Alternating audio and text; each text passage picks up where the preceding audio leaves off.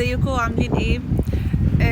في ناس ما تعرفش قصة ان انت لازم تفتح باب تاكسي تدفع 175 ليرة. هي مش فاهمة ايه الموضوع يعني.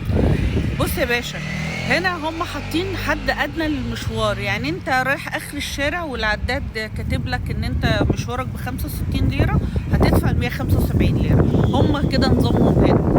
اوكي، فتاخدها من قصرها، ولو مشوارك اكتر من 175 يبقى زي الفل، اقل هتدفعهم وخلاص. ما تعملش مشاكل، ما تعملش شبهي. لان انا اول ما جيت اسطنبول انا كنت عايشة في ششلي. فكان الحد الادنى وقتها كان 10 ليرة. انا ما كنتش اعرف قصة الحد الادنى دي. فانا كنت اركب من ششي مثلا اروح تقسيم، فيطلع العداد 7 ليرة، فاجي اديله 7 ليرة يقول لي 10 يا ابله. وبص تقوم خناقه والدنيا تتقلب، وانا ولا فاهماه ولا هو فاهمني، لان احنا لسه جايين جداد.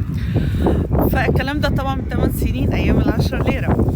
لكن طبعا حد فهمني ان حلال ربنا يستره، وقال لي لا لازم تدفع ال10 ليرة. فانا من وقتها بقيت بدفعها وانا ساكته. دلوقتي انا بدفع 175 ليرة، وحسبي الله ونعم الوكيل وانا ساكته برضه. نورتونا.